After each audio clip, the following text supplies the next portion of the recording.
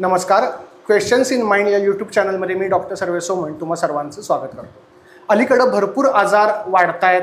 अनेक रुग्ण आजाराने बेजार आहेत. रुग्णांना बऱ्याच वेळा कळत नाही की कुठं संपर्क साधावा, कशी चिकित्सा घ्यावी, कोणाकडे जावं. तर या निमित्तानं आम्ही वेगवेगळ्या विषयांवरील वेगवेगळ्या आजारांवरील तज्ज्ञ डॉक्टरांना तुमच्यापर्यंत घेऊन येत आहे. यासाठी हा पॉडकास्ट केलेला आहे. आज आपल्यासोबत या पॉडकास्टमध्ये जे डॉक्टर आपल्याला लाभलेले आहेत त्यांचा आयुर्वेदावर 26 वर्षाचा प्रदीर्घ अनुभव आहे. गुरु शिष्य परंपरा ही आयुर्वेदामध्ये तशी जुनीच आहे. तर आयुर्वेदामध्ये त्यांना गुरु म्हणून लाभलेले आहेत ते डॉक्टर राजवैद्य समीर जमलंगनी सर. तर आज आपल्याला जे डॉक्टर लाभलेले आहेत ते मित्रम आयुर्वेदिक पंचकर्म सेंटरचे प्रमुख चिकित्सक डॉक्टर शशिकांत कुंभार सर. नमस्कार, मी डॉक्टर शशिकांत कुंभार, मित्रम आयुर्वेद मल्टीस्पेशालिटी क्लिनिक आणि पंचकर्म केंद्र येथे प्रमुख चिकित्सक म्हणून काम करत आहे. आयुर्वेदामध्ये जसं सर्वेशनं आत्ता बोलला की तो खरं तर बघायला गेला आजपर्यंत तर तो माझा स्टुडंटच आहे आणि त्यानं आजपर्यंत आपल्या चिकित्सेचे फायदे, उपयोग आणि आयुर्वेद याविषयी खूप काही पाहिलेलं आहे. बरोबर. फक्त ते इतरांना जाणून द्यावं म्हणून त्यांना हा आज नवीन एक उद्योग चालू केला असं मला वाटतंय. तर त्याबद्दल मी त्याचा अगोदरच सुरुवातीलाच धन्यवाद मानतो. आणि या पॉडकास्टसाठी सरांनी वेळात वेळ काढून बहुमूल्य आपला वेळ दिला त्याबद्दल मी सरांचे आभार मानतो. सर, अलीकडं आता आपण बघतोय की लिव्हरचे आजार हे खूप वाढत आहेत. तर या संदर्भात मला सांगा की आधी मुळात लिव्हर म्हणजे काय आणि ते कसं काम करतं? हा, मुळात एखादा विषय जर समजून घ्यायचा असेल की आजाराच्या संदर्भात तर त्या आजाराच्या अगोदर फिजिओलॉजी म्हणजे नॉर्मल काय असतं ते समजणं गरजेचं आहे. बरोबर. आणि मग तुम्हाला त्यातनं आजार कळू शकतो. बरोबर. ही साधी सोपी गोष्ट आहे. ज्यावेळेला लोक हेपॅटायटिस म्हणतात किंवा जॉन्डिस बसला असं म्हणतात, कावीळ ज्यावेळेला होते माणसाला आणि रुग्ण ज्यावेळेला एखाद्या डॉक्टरांच्याकडे वैद्यांच्याकडे जातो त्यावेळेला प्रथम काय पाहिलं जातं तर रुग्णाला आडवं झोपून पहिल्यांदा लिव्हर बघितलं जातं ना. बरोबर. तर म्हणजे लिव्हर हा त्यातला महत्वाचा अवयव आहे त्या आजारातला. बरोबर. तर लिव्हर ही शरीरातली एक अशी उत्कृष्ट आणि छान ग्रंथी आहे की जी शरीराला अत्यंत महत्वाची आहे. शरीरातलं सगळं मेटाबॉलिझम म्हणजे चयापचय गोष्टी ज्या आपण खाल्लेलं अन्न आहे तर ते अन्न पचतं आणि ती पचल्यानंतर त्याचं चयापचय म्हणजे शरीर धातूमध्ये रूपांतर होणं हे संपूर्णपणे लिव्हरवर अवलंबून आहे. म्हणजे आपल्या शरीरात जर काही महत्वाचं असेल तर ते लिव्हरच आहे असं मला वाटतं. कारण बऱ्याचशा गोष्टी निसर्गानं देवानं दोन दोन दिले आहेत. डोळे दोन दिले आहेत, किडनी दोन आहेत, फुफ्फुस दोन आहेत, पण लिव्हर एकच. त्यामुळे लिव्हर हा माझ्या दृष्टीनं अगदी अत्यंत महत्वाचा अवयव आहे. त्याच्यात अशी कार्य पण मोठी आहेत. म्हणजे मी जसं सांगितलं की पचनशक्ती संपूर्णपणे अवलंबून त्याच्यावर आहे. तर मग लिव्हरला आयुर्वेदानं कसं स्थान दिलेलं असावं तर आयुर्वेदानं लिव्हर हे रक्ताचं स्थान सांगितलेलं आहे. बरोबर. म्हणजे रक्तधातू सगळा शरीरात जो तयार व्हायचा तो लिव्हर आहे. अच्छा. त्यामुळं रक्ताचं संघटन म्हणजे त्याची द्रवता, घनता आणि शुद्धता अशुद्धता ही सगळी त्याच्यावर अवलंबून आहे असं आयुर्वेदाचं मत आहे. आता हे लिव्हरचे त्रास आजार जे वाढत आहेत तर सगळ्यात पहिल्यांदा जेव्हा एखादा पेशंट येतो किंवा सोनोग्राफी केल्यानंतर जेव्हा पेशंटला लक्षात येतं तेव्हा पेशंटला पहिल्यांदा जेवढे नॉर्मली रुग्ण आहेत त्यांना लिव्हर म्हटल्यानंतर आजार म्हटल्यानंतर एकच आठवतं ते म्हणजे फॅटी लिव्हर. तर मग फॅटी लिव्हर म्हणजे लिव्हर सिरोसिस का? आणि ते नसेल तर मग फॅटी लिव्हर आणि लिव्हर सिरोसिसमध्ये काय फरक आहे? खूप मोठा फरक आहे की फॅटी लिव्हर ही कंडिशन ही अगदी अर्ली स्टेज आहे असं म्हणता येईल. ओके. बऱ्याच वेळा आपण पाहतो की शरीरावर मेद संचिती झालेली दिसते, फॅट जमा झालेलं दिसतं. पण ज्या वेळेला हे फॅट लिव्हर या अवयवावर साठायला लागतं आणि या फॅट ग्लोब्युलन्स लिव्हरच्या पेशींच्या आतमध्ये पण साठायला लागतात त्यावेळेला त्या लिव्हरचं फंक्शन डिस्टर्ब व्हायला चालू होतं. बरोबर. जसं एखाद्या खोलीमध्ये गर्दी खूप झाली तर ती जी लोक काम करणार आहेत इफिशियंटली ते नाही करू शकत. बरोबर. तसं ज्यावेळेला आळशी होणार. हा, ते लिव्हर आळशी व्हायला चालू होतं. फॅटी लिव्हर म्हणजे जसा माणूस फॅट वाढल्यानंतर जसा आळशी होतो तसं लिव्हर सुस्त व्हायला लागतं. ह्या फॅटी लिव्हरमध्ये सुद्धा प्रकार आहेत की ज्याच्यामध्ये आपण फर्स्ट डिग्री बघतो की ज्याच्यामध्ये सुरुवात फक्त अशी होते की लोकांना थोडीशी भूक नाही आहे, पोटात गॅसेस होतात अल्प, त्यामुळं फारसं तिकडं पाहिलं जात नाही किंवा इव्हन डॉक्टरांच्याकडे पोहोचलं सुद्धा जात नाही. अगदी बरोबर. सेकंड डिग्रीमध्ये त्यापेक्षा त्रास जास्त वाढतो. थर्ड डिग्री म्हणजे त्यापेक्षा जास्त होतो की मग काहीच पचत नाही, उलट्या आदनमधनं व्हायला लागतात आणि मग पेशंटला जाग येते की आता नाही, आता काहीतरी केलं पाहिजे आणि मग हे रुग्ण वैद्यांच्याकडे किंवा डॉक्टरांच्याकडे पोहोचतात. कारण बऱ्याच वेळा असं होतं की नॉर्मल पोटात दुखतंय म्हणून जातात आणि अचानक फॅटी लिव्हर निघतं. हो. आणि त्यांना माहितच नसतं की अरे मला फॅटी लिव्हर होतं आणि किती वर्षापूर्वीपासून हे पण माहित नसतं. बरोबर. तर मग लिव्हर सिरोसिस हे वेगळं. लिव्हर सिरोसिस ही कंडिशन याच्या पुढचा टप्पा आहे की ज्यामध्ये लिव्हरच्या पेशी आहेत त्या तंतुमय क्षमता त्यांच्यामध्ये वाढायला लागते. म्हणजे त्या फायबरस टिश्यू त्याच्यामध्ये निर्माण व्हायला लागतात की ज्या फंक्शन नाही करू शकत. लिव्हरचं फंक्शनच आहे की शरीरामध्ये पाचक स्त्राव तयार करणं, जे पाचक स्त्राव अन्नावर पचन करणार आहे. लिव्हरमधून आणि पॅन्क्रियाजमधून ज्या डक्ट आल्या त्या आपल्या आतड्यामध्ये उतरतात आणि आतड्यामध्ये आलेलं अन्न डिओडेनम जो फर्स्ट पार्ट आहे आपल्या लहान आतड्याचा तिथं पचायला चालू होतं. पण ज्या वेळेला ह्या लिव्हरमध्ये सिरोसिस व्हायला लागतं त्यावेळेला त्या पेशी तशा इफिशियंटली काम नाही करू शकत आणि मग त्याला लिव्हर सिरोसिस म्हणतात. फॅटी लिव्हरचं पुढे रूपांतर लिव्हर सिरोसिस मध्ये होतच का असं काही नाही? हा, किंवा त्याची प्रत्येक वेळा व्हायला पाहिजे असं काही नाही. It is not necessary. आणि लिव्हर सिरोसिस सगळे पेशंट हे फॅटी लिव्हर मधनच कन्वर्ट करतात असं सुद्धा नाही आहे. डायरेक्ट कारण सिरोसिस पण होऊ शकतं. आता याच्यामध्ये दोन प्रकार मुख्यतः कोणते आहेत तर अल्कोहोलिक लिव्हर सिरोसिस आणि नॉन अल्कोहोलिक लिव्हर सिरोसिस. म्हणजे जे अल्कोहोल कन्झ्युम करतात आणि त्या अल्कोहोलचा दुष्परिणाम म्हणून पेशी खराब होतात त्यावेळेला तो अल्कोहोलिक लिव्हर सिरोसिस आहे. आणि नॉन अल्कोहोलिक लिव्हर सिरोसिस मध्ये फॅटी मधून होणारे जास्त पेशंट आहेत फॅटी इन्फिल्ट्रेशन मध्ये. तरी सुद्धा तसे नसलेले काही कंजनायटल अनॉमलीज सुद्धा असतात. काहींच्या मध्ये मोठ्या प्रमाणात आपल्याला अनुवंशिकता पाहायला मिळते. अशा सुद्धा गोष्टी आहेत. हो, अनुवंशिकता सुद्धा असते. मग ह्याचं आता निदान कसं करायचं? म्हणजे आता तुम्ही म्हणालात की अल्कोहोलिक आणि नॉन अल्कोहोलिक, मग ह्याचं निदान आपल्याला कसं होणार? आता जे अल्कोहोलिक आहेत ते तर काय लावूनच बसतात त्यामुळं प्रकार तो अल्कोहोलिक नॉन अल्कोहोलिक लगेच शोधता येईल. प्रकार शोधणं महत्वाचं कसं आहे की त्याच्यामध्ये लिव्हरच्या संदर्भात आणखी काही आजार आहेत, जसं कॅन्सर असू शकतो, बरोबर, किंवा लिव्हरचा इंटरस्टिशियल सेल डिसीज एखादा असू शकतो, लिव्हर अब्सेस आहेत, काही वेळा जंत सुद्धा लिव्हरमध्ये होतात की ज्याच्यामुळे लिव्हर खराब होऊ शकतं. म्हणजे हे सगळे लिव्हरचे आहेत. पण ह्याचे जे सिम्पटम आहेत ते पचनशक्तीशी संबंधित आहेत. मग ह्याचं निदान करताना म्हणजे सोनोग्राफी वगैरे करायला लागते. सगळ्यात इन्व्हेस्टिगेशन करत असताना बेसिक इन्व्हेस्टिगेशन हे तर आपल्याला सोनोग्राफी तर करावीच लागणार आहे, ज्याच्यामध्ये आपल्याला हे दिसेल. त्याच्यामध्ये डीपमध्ये जायचं CT करू शकताय. पण लिव्हरचे एन्झाईम काही 1 वर्ष 2 वर्षांना तपासत राहणं हे सुद्धा आपण करू शकतो. म्हणजे लिव्हरच्या एन्झाईममध्ये बिलिरुबिन तपासलं जातं. काही वेळा SCGT आपण जे म्हणतो की सिरम ग्लोब्युलिन असतात ते तपासले जातात. किंवा SGOT SGPT वगैरे. SGOT SGPT तर बघितलं जातं, अल्कलाइन फॉस्फेटेज बघितलं जातं.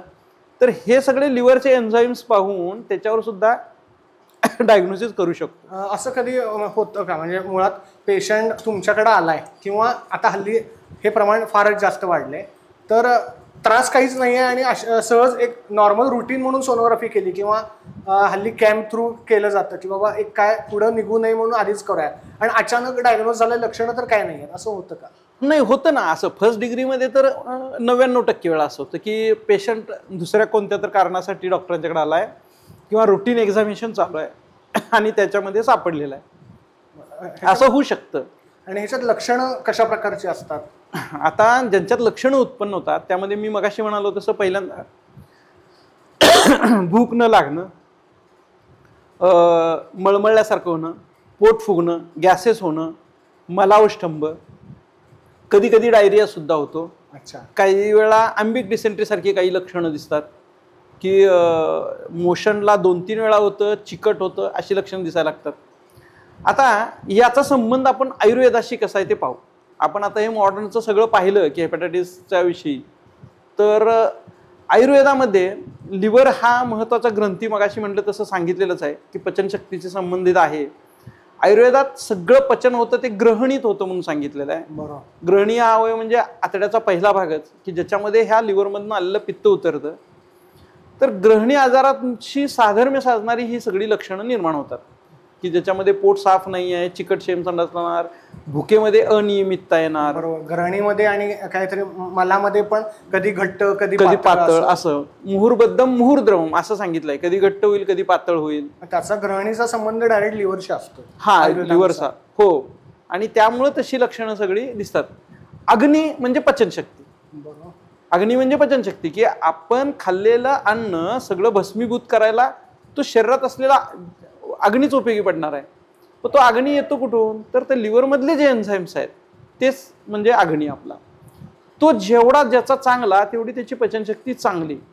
आणि हेपॅटायटिसमध्ये असंच होतं की पचनशक्ती कमी व्हायला लागते आणि भूक मंदावते आणि खूप मोठ्या प्रमाणात ज्यावेळेला कावीळ बसते त्यावेळेला मग कामला म्हणून जी व्याधी आयुर्वेदानं वर्णन केली आहे त्यातली सगळी लक्षणं दृगोच्चार होतात. म्हणजे जसं आपण असं म्हणू की पिवळेपणा शरीरात यायला लागतो, डोळ्यामध्ये पिवळेपणा दिसायला लागतो, मूत्रप्रवृत्ती पिवळी व्हायला लागते. तर ही लक्षणं आयुर्वेदानं सांगितलेत की ही यकृत लिव्हर सिरोसिस आणि संबंधित आहे. हेपॅटायटिस दोन्हीचा संबंध लिव्हरशी असतो. हा, दोन्हीचा संबंध लिव्हरशी असतो.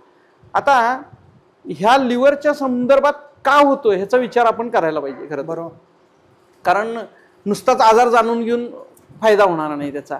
बरोबर. का होतं हे कळलं तर थांबवता सुद्धा येईल. म्हणजे आयुर्वेदाचं तत्वच पहिलं असं आहे की आजार झाला तर घालवूयाच, पण ते होऊच नाही ह्याच्यासाठी काही प्रयत्न करणं गरजेचं आहे. खाणं पिणं लोकांचं आता ह्या दिवसात जर बघितलं तर अत्यंत वाईट परिस्थितीला पोहोचलेलं आहे. म्हणजे घरी जेवतात किती हाच मोठा प्रश्न आहे सध्या. हा मोठा, ह्याच्यावर वेगळा पॉडकास्ट होऊ शकतो. हा, बरोबर आहे. तर जीवनशैलीच्या संदर्भात आपण नंतर ते पॉडकास्टमध्ये बोलूच नंतरच्या. तर आत्ता मला असं वाटतंय की आयुर्वेदानं काविळीच्या आधी म्हणजे हा लिव्हरचे आजार होण्याच्या आधी पांडू हा आजार वर्णन केलाय. पांडू म्हणजे डायरेक्ट अनिमिया असं नाही, पण अनिमियाचे काही फीचर त्याच्यामध्ये येतात रक्ताल्पतेचे. तर त्याच्यामध्ये त्यांनी सांगितलंय की उष्ण तीक्ष्ण विदाही विकासी असं अन्न खाणं. आता उष्ण तीक्ष्ण विदाही विकासी हे सगळे आपण बोलतो शब्द कसे आहेत तर मेडिकल टर्मिनॉलॉजी आहे आयुर्वेदातली, ती प्रत्येकाला समोरच्या बसलेल्या कळणार नाहीये. त्यामुळे मला असं वाटतं की लोकांना समजेल अशा भाषेत सांगतो की बाहेर गेल्यानंतर ज्या गोष्टी तुम्हाला यम्मी वाटतात, तुमच्या जिभेला एक चटका देणाऱ्या असतात, त्या सगळ्या उष्ण तीक्ष्णच असतात. त्याशिवाय तुम्हाला त्याची सवय लागत नाही, तुम्हाला हॅबिट लागावी असेच पदार्थ त्यामुळे त्यात वापरले जातात. तर जे काही फास्ट फूड आहे सध्याचं ते म्हणजे सगळं विदाही उष्ण तीक्ष्ण अशा गोष्टी असणार आहे. दह्याचा वापर खूप मोठ्या प्रमाणात वेगवेगळ्या चाट मसाल्यामध्ये किंवा याच्यामध्ये केला जातोय. आयुर्वेदामध्ये सांगितलंय की दही कधीही गरम करू नये. आणि सध्या आपण बघतोय की चिकन मॅरिनेट करण्यासाठी चिकनला संपूर्णपणे दही लावून ठेवलं जातं आणि नंतर ते चिकनसाठी उकळलं जातं. तर अशा जर गोष्टी होत राहिल्या तर याचा निश्चितपणे परिणाम पचनशक्तीवर होणार आहे. चविष्ट होण्यासाठी काही वापरतात. हा, मग जसं उष्ण तीक्ष्ण खाल्ल्यानंतर आयुर्वेदाने सांगितलं पांडू होतो, तर पांडूच्या पुढची अवस्था म्हणजे कामला येते मग त्यानंतर. आणि साधी गोष्ट आहे की तुम्हाला जर असं उष्ण तीक्ष्ण तुम्ही खात असाल तर त्या प्रमाणातच तसे एन्झाईम आपल्या लिव्हरला तयार करावे लागतील. बरोबर. म्हणजे मला असं वाटतं बऱ्याच वेळा की गाड्यांवर जी गर्दी असते ती कुठंतरी पुढे जाऊन डॉक्टरांकडे येणारच आहे सगळे.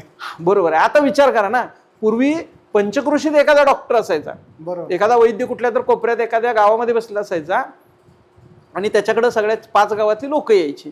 आता गल्लीमध्ये एक डॉक्टर झालेला आहे, पण प्रत्येकाच्या दारामध्ये दोन्ही बाजूला लाईन लागलेली दिसते. म्हणजे जी लाईन त्या गाड्यावर आहे तीच लाईन तुम्हाला दवाखाने हॉस्पिटल्स इथं दिसतात. आणि हल्ली लहान मुलांना पण जर बघितलं तर लहान मुलं सुद्धा घरचं खात नाहीत कारण पालकच करत नाहीत. हा फार मोठा आहे. पालकच म्हणतात घरी जाऊन आता कुठं करा, त्यापेक्षा आपण पण बाहेर खाऊ आणि मुलांना पण बाहेरचं देऊ. आणि मग ती सवय डेव्हलप झाली, मग मुलांना घरचं चविष्टच वाटत नाही. बरोबर आहे. तर लहानपणीच या चवींच्या सवयी जर मुलांना लावत गेल्या तर निश्चितपणे लागू शकतात. अगदी लहानपणापासून त्यांना त्याच प्रकारचे दिले तरी उत्तम होऊ शकतं. हे जे आजार आहेत हेपॅटायटिस किंवा लिव्हर सिरोसिस किंवा लिव्हरशी संबंधित ते कोणत्या वयोगटात जास्त बघायला मिळालेत आजपर्यंत किंवा मिळतात, आता वाढायला लागले?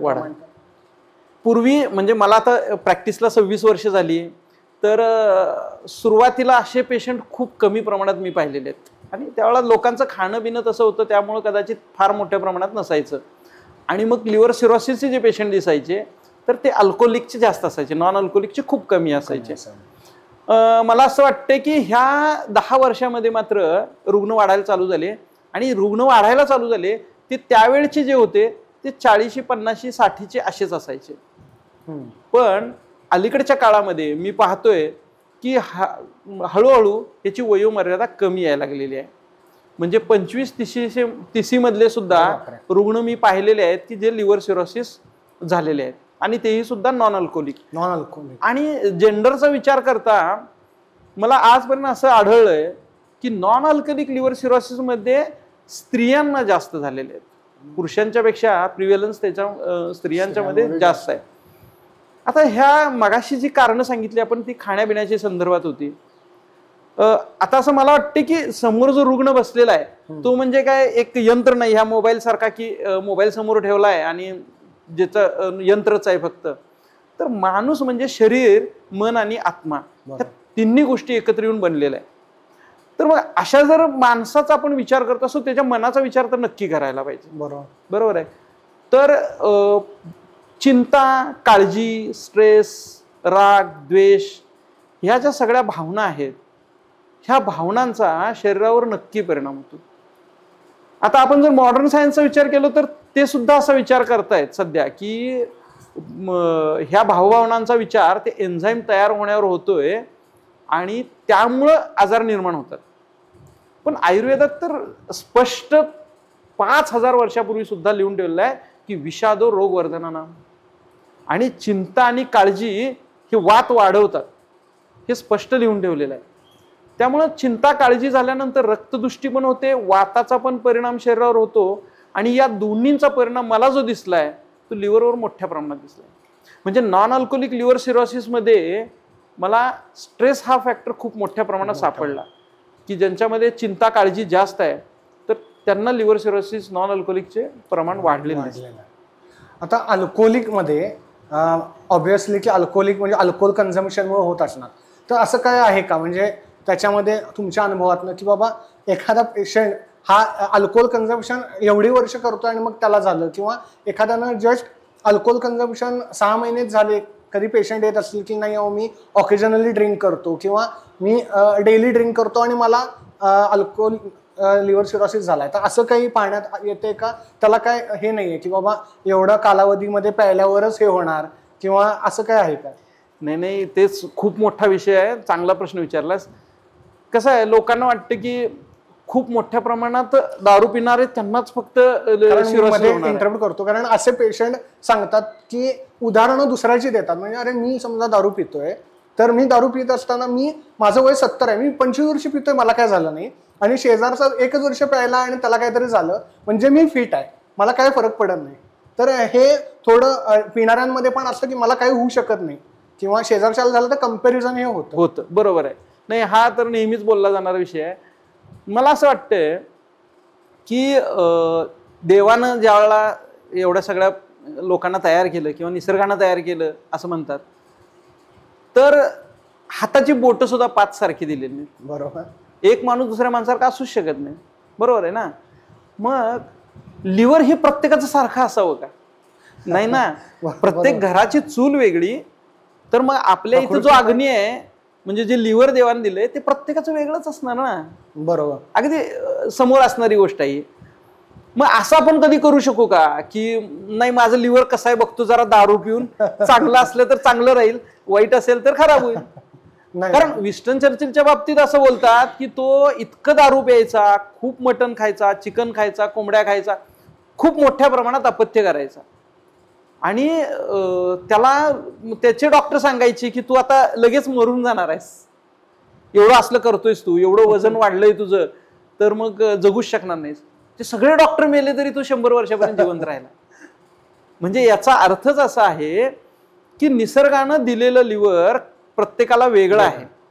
म्हणजे माझ्या पाहण्यात आलेले एक सगळ्यात मोठी केस जर म्हणायला गेली तर एक पेशंट होता, त्याचं वय साधारण 25-30 असेल, 30 असेल, फार तर, आणि त्याची मिसेस एक 25 वर्षाची असेल. तर तो म्हणाला की मी सर महिन्यातनं एकदाच आणि थोडी 30 ml घेत होतो, आणि माझ्या आसपासचे जे आहेत मित्र ते रोज घेणारे सुद्धा होते, पण मलाच लिव्हर सिरोसिस कसं काय झालं. तर त्याचं उत्तर मी त्याला हेच दिलं होतं की प्रत्येकाचं लिव्हर सारखं असेल असं नाही आहे, तर आपलं लिव्हर आपल्याला कसं दिलंय हे टेस्ट करण्याची अजिबात गरज नाही आहे. बरोबर. जी गोष्ट वाईट आहे म्हणजे दारू ही शरीरामध्ये आत गेल्यानंतर त्या लिव्हर नावाच्या टोल नाक्यातून पास होणार आहे, तर ती तुमचा टोल घेतल्याशिवाय राहणार नाही. त्यामुळं ह्या अल्कोहोल सारख्या विषयापासून तुम्ही फार लांब राहिलात तर तुमचं आयुष्य सुखकर जाऊ खूप शकतं. छान उदाहरण पण दिलं. आणि खरंच आहे की चुकीच्या गोष्टींची प्रवृत्ती आता तरुण पिढीची आणि वाढते, तर त्यांना तो टोल द्यावाच लागणार, कारण जे चुकीचं आहे हे चुकीचंच आहे. तर आयुर्वेद, आता तुम्ही आयुर्वेदाचा प्रचार करता, तुमची व्याख्यानं पण अनेक ठिकाणी होतात, तर त्या संदर्भात काही सांगाल का? हा, मी आता या लिव्हरच्या संदर्भात, किडनीच्या संदर्भात किंवा क्रिटिकल जे आजार आहेत ते आयुर्वेदात लोकांचा तो मोठा गैरसमज आहे की आयुर्वेदामध्ये कधी क्रिटिकल आजार किंवा इमर्जन्सीज बघितल्या जात नाहीत. पण माझा एवढा 26 वर्षाचा अनुभव झाल्यानंतर मी खूप पेशंट पाहिल्यावर आता नक्की सांगू शकतो की आयुर्वेदामध्ये पूर्वीपासूनच क्रिटिकल आजारांच्यावर काम करण्याची क्षमता होती. आणि म्हणून तर एवढ्या मोठ्या भारतवर्षामध्ये लोकसंख्या एवढी वाढू शकली. याचं कारणच असं की आपल्याकडं अशा काही सिस्टीम वैद्यकीय चिकित्सा होत्या की ज्याच्यामुळं लोक आजारी सुद्धा कमी पडायची, आणि आजार जर झाला तर बरं करणारे हे मोठमोठे वैद्यच काम करत होते. तर सध्या त्याच्या संदर्भात मी काही जनजागृती नेहमी करत असतो. त्याच्यासाठी मी सोशल मीडिया किंवा प्रत्यक्ष काही म्हणजे सातारा किंवा कराड अशा मोठ्या सिटीमध्ये सुद्धा काही वेळा माझे लेक्चर झालेले आहेत की वैद्यांच्यासाठी किंवा डॉक्टरांच्यासाठी की आयुर्वेदामध्ये इमर्जन्सीज कशा हँडल करायच्या. आणि त्यामध्ये हा मोठा विषय आहे की लिव्हर सिरोसिसचे पेशंट मी खूप हाताळल्यामुळं मला बऱ्याचशा गोष्टींचा आता अनुभव आलेला आहे, त्याच्यामध्ये काम कसं करता येईल. आणि जुन्या औषधं, जुन्या वनस्पती सुद्धा आता कुठेतरी लोप पावत चालल्या किंवा ओळखत नाही, तर अशासाठी सुद्धा तुम्ही काहीतरी दरवर्षी विद्यार्थ्यांना आणि वैद्यांना घेऊन स्वतः जंगलात जाऊन त्याची माहिती करून देता. हां, ते तर आपलं महत्त्वाचं काम आहे. म्हणजे आयुर्वेदात तर म्हणलेलं आहे की चरक हे नावच जे पडलेलं आहे ते कशामुळं, तर चरती इति चरका, म्हणजे जो चालत राहतो जंगलातून त्याला चरक म्हणलंय. कारण तुम्हाला वनस्पतींचं ज्ञान हे जर मुळापासूनच असेल तर ते शरीरात तुम्हाला वापरता येणार. म्हणजे तुम्ही ती प्रत्यक्षदर्शी असायला लागतं.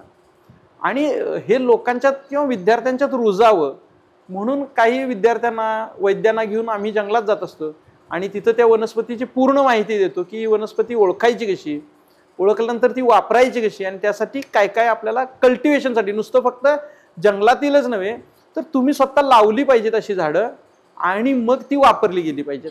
तर हे सुद्धा आम्ही सतत वर्षातून 1-2 ट्रिप तर मोठ्या असतात की ज्या वेगवेगळ्या आम्ही आसपासच्या जंगलामध्ये जाऊन विद्यार्थ्यांना त्या नेहमी दाखवत असतो. कारण गुरु शिष्य परंपरेत मी तुमच्याकडं एक शिष्य म्हणून तुमच्या मार्गदर्शनाखाली शिकलेलो आहे आणि ती परंपरा अजूनही तुम्ही कायम ठेवलेली आहे.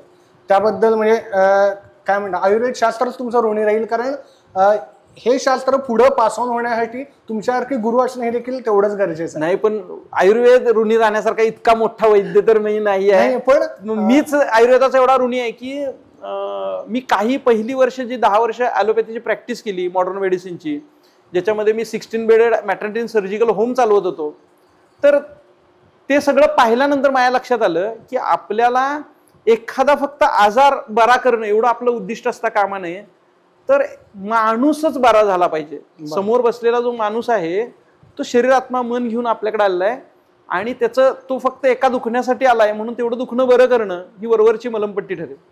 आणि म्हणून मी आयुर्वेदाकडे वळलो. आणि आत्ता माझा मोठोच हा असतो की फक्त तो आजार न बरा करता त्याला संपूर्णतः एक स्वास्थ्य प्राप्त करून द्यायचं. आणि म्हणूनच आम्ही मित्रम आयुर्वेदची टॅगलाईनच ठेवली आहे की मैत्री आरोग्याशी. मैत्री आरोग्याशी जर तुम्ही कराल तर तुम्हाला अनारोग्य दिसणारच नाहीये. आपल्या या विषयाला सोडून एकच प्रश्न आहे मध्ये, हे सगळं मॅनेज कसं करताय एवढं, म्हणजे विद्यार्थ्यांना घेऊन जायचं, त्यांना वनस्पती दाखवायच्या. हजारोवर रुग्ण महाराष्ट्रभर तुम्ही तपासता. महाराष्ट्रातनं सगळीकडे तुमच्याकडं रुग्ण येत असतात. त्यांची औषधं तुम्ही स्वतः बनवता. हे सगळं तुमचं डेली रुटीन, हे एवढं आयुर्वेद शास्त्राला वाहून हे सगळं करणं एवढी सोपी गोष्ट नाही आहे. मला तर असं वाटतंय की ही गोष्ट आहे ना, ती घडते फक्त एकाच गोष्टीमुळे, की त्याला काहीतरी मोटिवेशन लागत असते. बरोबर आहे. आता माझं मोटिवेशन जर गृहीत धरलं तर ती फक्त प्रेरणा स्तोत्र आहे, ते म्हणजे आयुर्वेद. आयुर्वेद हे माझं पॅशनच आहे. कोणत्याही परिस्थितीत, कसल्याही क्रिटिकल कंडिशनमध्ये जर पेशंट असेल तरी माझ्या मनात पहिल्यांदा आयुर्वेदिक औषधांचाच विचार येतो, की ह्या अवस्थेमध्ये काय केलं जाईल की ज्यातनं तो रुग्ण बाहेर येईल. आणि त्यासाठी मी सतत अभ्यास करतो. म्हणजे आयुर्विज्ञान मंच हा जो एक वाचन ग्रुप आहे आमचा वैद्यांचा, त्याच्यामध्ये आमच्या विचारांचं आदान प्रदान होत असतं आणि त्या विचारातून आम्ही परत पुढे जात राहतो. आमचा सायकलचा ग्रुप आहे की जो आम्हाला फ्रेशनेस दिवसभर देत असतो. त्यावर मी पण नंतर येणारच होतो, कारण हे सगळं सांगताना सर स्वतः एवढे फिट असतात. सरांचं सायकलिंग म्हणजे फिटनेस आहे 100% मार्क. बाकी सगळ्याच्या म्हणजे हे सगळं 24 तास सगळ्यांनाच मिळतात, पण त्याचा अगदी उपयोग व्यवस्थित करणं हे सरांकडे बघून मी बघत आलोय, शिकत आलोय. तर दिवसभराची जी एनर्जी येते ती व्यायामात नाही येणार, कारण व्यायाम करत असताना आपल्या शरीरामध्ये काही असे हार्मोन्स स्त्रवतात की ज्याच्यामुळे आपण आनंदी आणि सुखी राहतो आणि तो दिवसभर तो आनंद आपण इतरांना वाटत राहतो. त्यामुळं सकाळी व्यायाम करणं आणि लोकांच्यासाठी अभ्यास करणं, लोकांच्यावर ते वापरणं, त्यांचे फीडबॅक घेणं आणि त्यांच्या चेहऱ्यावरचा आनंद पाहणं, हे तर आपलं तेच प्रेरणास्त्रोत आहे खरं बघायला गेलं तर. आता आपण आत्ता बघितलं की हेपॅटायटिस म्हणजे काय किंवा लिव्हर सिरोसिस त्याचं प्रमाण वाढतंय, अल्कोहोलिक, नॉन अल्कोहोलिक. तर मग आता याच्यामध्ये या उपचार पद्धती कशा आहेत, म्हणजे आयुर्वेद कसं, आयुर्वेदाचा व्ह्यू कसा आहे हा पाहणं फार रंजक ठरेल. त्याचा रंजक म्हणण्यापेक्षा माहितीपूर्ण असं आपण म्हणू. तर मला असं वाटतंय की ज्यावेळेला लिव्हर सिरोसिसचा पेशंट आपल्याकडे येतो, कारण आता हा थर्ड स्टेजचा पेशंट असं गृहीत धरा की ज्याच्यामध्ये पोटामध्ये पाणी झालेलं आहे, जलोदर भरलेला आहे, त्याला भूक अजिबात लागत नाही आहे, उलट्या होत आहेत, हातपाय अगदी काडीकुडी होऊन जातात, कारण त्याच्या शरीराचं पोषणच थांबलेलं असतं. कारण जो आहार आपण घेतो, पोटामध्ये आपण आहार घेणार आणि मग तो पचला आहार की मग आपल्याला त्या शरीराचं पोषण होणार आहे. म्हणजे रस, रक्त, मांस, मेद, अस्थि, मज्जा, शुक्र हे 7 धातू म्हणतो आयुर्वेद तयार होतात त्याच्यामधून. आणि ॲलोपॅथी म्हणत असेल कदाचित की आपल्याला जे कॅल्शियम, मॅग्नेशियम, लोह, फॉस्फरस काय जे मिळणार आहे ते खाल्लेल्या अन्नातून मिळणार आहे. आता तो जो मिळवून देणारा मेडिएटर आहे तोच आता खराब आहे. त्याच्यामुळं त्या ज्या गोष्टी होत नाहीत पुढच्या पोषणच्या, त्यामुळे शरीरातले बाकीचे धातू आटून जातात आणि शरीर निस्तेज व्हायला लागतं. त्वचा एकदम ड्राय असते त्याची आणि चेहरा निस्तेज शेवटच्या स्टेज मधल्या. हा, तर ही थर्ड स्टेजची अवस्था आहे. पण असे पेशंट सुद्धा नेहमी आमच्याकडे येत असतात. तर ह्या पेशंटना मला दवाखान्यात आणायला सुद्धा एकतर स्ट्रेचरवर आणायला लागतं किंवा मला गाडीत जाऊन पाहायला लागते. अशा कंडिशनचे हे पेशंट असतात. तर ज्यावेळेला ह्यांना बघितलं त्यावेळेला त्यांच्या मनामध्ये पहिल्यांदा मी शिरतो नाडी बघताना. तर पहिली गोष्ट मला जाणवलेली असते की त्यांचा धीर पूर्ण खचलेला असतो, कारण सांगितलेलंच असतं की ह्या अवस्थेमध्ये फक्त लिव्हर ट्रान्सप्लांट, बरोबर, आणि त्या व्यतिरिक्त काहीही होऊ शकत नाही. आणि तेवढं लिव्हर ट्रान्सफर करण्याची प्रत्येकाची कॅपॅसिटी असेल असं सांगता येत नाही. आणि जगण्याचे आशा मावळलेच अशा प्रकारचे रुग्ण असतात. तर या रुग्णांना ज्यावेळेला आपण ट्रीटमेंट चालू करणार आहे त्यावेळेला पहिली चिकित्सा जर कुठली असेल तर ती आश्वासन चिकित्सा. आधी रुग्णाला आपल्याला सांगता आलं पाहिजे की तुला काही होणार नाही, जर तू आयुर्वेद फॉलो केलास, आयुर्वेदामध्ये ज्या गोष्टी सांगितल्या त्या करायला तयार असशील तर तुला कोणताही त्रास होणार नाही. बरोबर. खूप असे अनुभव वेगवेगळ्या पेशंटमध्ये घेतले. आता एक पेशंट म्हणालात आश्वासन, तर बऱ्याच वेळा ना म्हणजे हे मी स्वतः एक डॉक्टर म्हणून सांगतो की आश्वासनच दिलं जात नाही. आणि एक मेडिकल दृष्ट्या किंवा मेडिकल भाषेमध्ये पेशंटला समजावलं जातं, ज्याच्या पेशंटला तर काय कळत नाही आणि टेन्शनच वाढतं की बापरे डॉक्टर असं असं म्हणाले, या टर्म वापरल्या म्हणजे मला भयानक काहीतरी झालंय किंवा मी यातनं उठू शकणार नाही, असे मानसिकता डॉक्टरकडनं पेशंट आल्यावर त्याची घरात झाल्यावर होते. हा, मग हा एक मोठा अडथळा असतो आपल्या ट्रीटमेंटमधला, तर तो पार करून पुढे जायचं पहिली गोष्ट.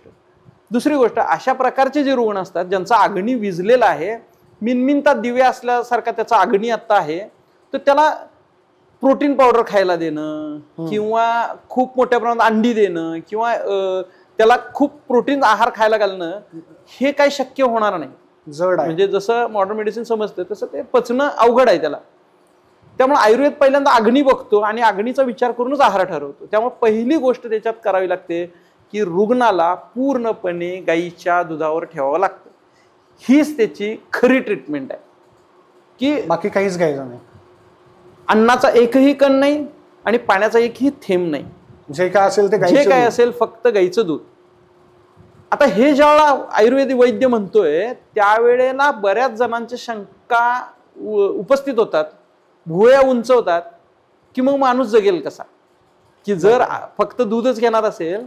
आणि साधारण किती दिवस मिनिमम किंवा असं काय हे असतं त्याला कालावधी प्रत्येकात वेगळा असू शकतो, पण मिनिमम 6 महिने आपण गृहीत धरायचे की 6 महिने पूर्ण गाईच्या दुधावर राहावं लागतं. पण तपश्चर्याच आहे मोठी. पण त्याचा इफेक्ट तुम्हाला 7 दिवसात दिसतो. पहिल्या 7 दिवसामध्ये पेशंटला भूक लागायला लागते, पोटातलं पाणी नाहीच होतं. माझ्याकडे आलेल्या कुठल्याही रुग्णाला जर तो गाईच्या दुधावर राहिला तर कधीही परत टॅपिंग करावं लागलेलं नाही. असे असंख्य रुग्ण झालेले आहेत की ज्यांना परत कधी पोटातनं पाणी काढावं लागलं नाही.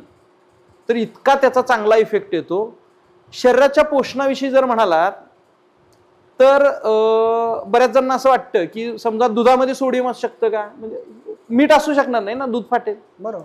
त्यामुळे शरीरातलं सगळ्यात महत्वाचं मेटाबॉलिझम मधलं भीती जी आत्ताच्या मॉडर्न मेडिसिनला वाटते की सोडियम कमी होणं, पोटॅशियम कमी होणं, की ज्याच्यामुळं काही लगेच इमर्जन्सी निर्माण होऊ शकते. पण मी स्वतः 6 महिने रुग्णांना ठेवलेलं आहे दुधावर, तर कुणाचंही अशी अवस्था निर्माण झाली नाही.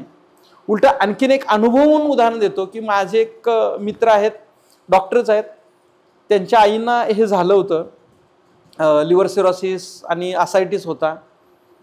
तर ज्यावेळेला मी त्यांना घरी बघायला गेलो आणि त्याला समजावून सांगितलं की बाबा हे असं ठेवायला लागेल, तो मित्र ॲलोपॅथी प्रॅक्टिस करणारा, तो म्हणाला की एक तर आत्ता अशी कंडिशन आहे की मी बाहेर घराच्या कुठं फार काळ जाऊ शकत नाही, कारण मला लगेच फोन येतो की शुगर अचानक डाऊन झाली. मी पळत पळत घरी येतो, 25% डेक्स्ट्रोज घेऊन IV देतो आणि मग आमच्या आई व्यवस्थित होते. म्हणजे इतकं जर कमी होत असेल शुगर तिची खायला देऊन, जेवायला देऊन, तर मग दुधावर राहिल्यानंतर शुगर नाही का कमी येणार. पण मी त्याला तसं सांगितलं की तसं होत नाही, कारण मेटाबॉलिझम सुधारायला लागतं आणि दुधामध्ये जी काही ग्लुकोज आहे ती शरीर वापरायला चालू. म्हणजे जो मिनमिनता दिवा असलेला अग्नी आहे त्याला कमीच सरपण लागणार. बरोबर. आणि त्या सरपणामुळे उलट आग चांगली वाढायला लागणार. त्यामुळं अशा अवस्थेत खायला देण्यापेक्षा उपाय हाच आहे की गाईच्या दुधावर राहणं. आणि तिला त्यानंतर कधीही शुगर कमी झाली नाही, कधी शुगर कमी झाली नाही. ती दुधावर राहिलेली असताना सुद्धा तिला कसलाही त्रास झाला नाही. 7 दिवसामध्ये सगळं पोट आत गेलं आणि ती व्यवस्थित म्हणजे पूर्ण हालचाल करून सगळीकडे फिरायला लागली. म्हणजे 7व्या दिवशी ती म्हणली मुलीच्या मुलाचं लग्न ठरवायला मी जाऊ का ह्याला बेळगावला.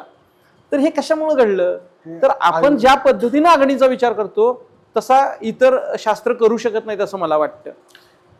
आता तुम्ही म्हणाला म्हणजे ट्रीटमेंटचा भाग म्हणून गाईच्या दुधावर लिव्हर सिरोसिसच्या किंवा पेशंटना ठेवलं जातं. मग ह्याच्यामध्ये अशक्तपणा आलाय, कारण नॉर्मली एक मेंटॅलिटी कशी असते की मी जेवल्यानंतर मला एनर्जी मिळणार आहे, मग मला ताकद येणार आहे. फक्त लिक्विडच म्हटल्यानंतर मग स्टूल निर्मिती त्यांच्यात होते का, किंवा म्हणजे म्हणतात तसं बाथरूमचं प्रमाण जास्त आहे आणि दूध सफिशियंट नाही आणि अशक्तपणा आलाय, असं काय पाहण्यात आलं का तुमच्याकडे? पहिल्या 7 दिवसामध्ये अशक्तपणा येत राहतो, कारण शरीराला अडॅप्ट करायला कुठल्याही गोष्टीला 7 दिवस लागत असतात.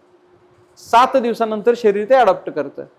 आणि अशक्तपणा म्हणजे कुठल्याही पेशंटला आजपर्यंत माझ्या IV म्हणजे सलाईन लावायला लागलेलं नाही, कधीच लावायला लागलेलं नाही. कारण शरीराला जे आवश्यक घटक आहेत ते आयुर्वेदाचं मतच असं आहे की शरीर हे पण पंचभौतिक आहे आणि आहार हा पण पंचभौतिक आहे. बरोबर. म्हणजे प्रत्येक आहारामध्ये पृथ्वी, आप, तेज, वायू, अग्नी हे असणारच आहेत. ते तरतम भावानं असतील कमी अधिक मात्रेत, पण ते असतातच.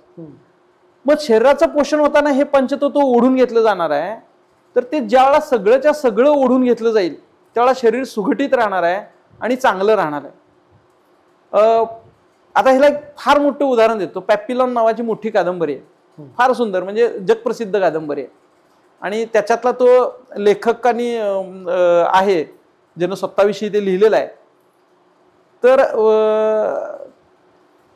त्याला एका न केलेल्या गुन्ह्याबद्दल तुरुंगात टाकलेलं असतं एका बेटावर, की ज्या ठिकाणी दुसरं काही नाही खायला, म्हणजे ज्या ठिकाणी त्याच्यावर एवढं बर्डन असतं की त्याला असं वाटत असतं या तुरुंगातनं सुटलं पाहिजे आपल्याला, एवढ्या मोठ्या सगळ्या गुन्हेगारांच्यातनं बाहेर पडलं पाहिजे. आणि तो पळून जायचा प्रयत्न करतो आणि त्याची शिक्षा एकच असते की अंडा सेल.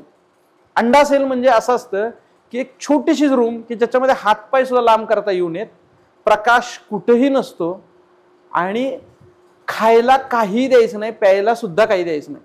आणि 15 दिवसात टाकायचं त्याला, आणि 15 दिवसानंतर जेलर उघडणार, उघडल्यानंतर मेल्लं प्रेत काढायचं आणि समुद्रात टाकून द्यायचं. तर अशा अंडा सेलमध्ये त्याला पाठवल्यावर तो फक्त एकच गोष्ट करतो की खूप विनंती करून तिथल्या सेंट्रीला खोबऱ्याचा एक छोटासा तुकडा, अख्खं खोबरं सुद्धा नाही, खोबऱ्याचा एक छोटासा तुकडा रोज त्याला टाकायला लावतो. फक्त तेवढंच देऊन तुम्हाला दुसरं काही नको. आणि मग तो खोबऱ्याचा तुकडा तो तोंडात धरतो आणि दिवसभर चघळत राहतो. तो डायरेक्ट खात नाही, फक्त चघळत राहतो. आणि हातपाय आखडू नयेत म्हणून स्ट्रेचिंगचे व्यायाम करत राहतो. आणि 15 दिवसानंतर आश्चर्यजनक म्हणजे ज्यावेळेला दार उघडलं जातं त्यावेळेला हा जीवन सापडतो. पहिल्यांदाच घडलेली घटना असते. आता माझं असं मत आहे की ह्या 15 दिवसामध्ये त्याच्या शरीराचं पोषण कोणी केलं? खोबऱ्याचा एवढा तुकडा पृथ्वी आपतेज वायू आकाश घेऊन बसला होता आणि त्याचा अग्नी एवढा तीव्र होता की त्यातली प्रत्येक मॉलिक्युल त्यानं यूज केला. तर त्या पद्धतीनं मी लोकांना हे वेगवेगळी उदाहरणं देऊन पटवतो, कारण एवढं सोपं नाही आहे. गाईच्या दुधावर राहा म्हणणं एखाद्या रुग्णाला, एखाद्याला साधं एखादा पदार्थ आवडीचा कमी करायला सांगितलं तरी सुद्धा 1 दिवसाच्या वर जमत नाही. म्हणजे साधं घ्या चहा, बरोबर, शुगरच्या पेशंटला सांगितलं की आपण चहा सोडा, तर तो फार फार तर शुगरचे रिपोर्ट आल्यानंतर एक 4 दिवस त्या ह्याच्यामध्ये असतो, 5व्या दिवशी 4 दिवसाचा वसूल करतो आणि तेवढं पुन्हा चहा प्यायला चालू. आणि इथं तर अख्खं जेवण म्हणजे पूर्ण आहारच बंद करून फक्त गाईच्या दुधावर ठेवायचं. ह्याला कन्व्हिन्सिंग पॉवर लागते खूप, की ज्यात त्यांना पटवून द्यावं लागतं. अशी उदाहरणं देऊन आणखी उदाहरणं देत असतो मी. जसं लहानपणी आईचं दूध, तसं मोठेपणी आजार झाल्यानंतर गाईचं दूध. म्हणजे आईचं दूध कसं असतं, लहान बाळ ज्यावेळेला एवढं एवढं छोटं असतं जन्माला आल्यानंतर, आणि त्याचं हृदय एवढं असतं, त्याची किडनी छोटी असते, आणि 6 महिने ते काय भाकरी भाजी खातं का एवढं मोठं व्हायला शरीर? पण होतं ना मोठं, बरोबर. म्हणजे ज्या अर्थी त्या दुधामध्ये लहान मुलाचं पोषण करण्याची ताकद आहे, तर तेवढाच अग्नी शिल्लक राहिलेला आपला रुग्ण त्या गाईच्या दुधावर नक्की राहू शकतो. आणि हे गाईचं दूध वाढत जातं. सुरुवातीला तर 1 वाटी 2 वाटी एवढंच पिऊ शकतात, तेवढाच अग्नी असतो, कारण पचतच नाही किंवा भूकच लागत नसते. आणि मग हळूहळू आहार वाढत जातो.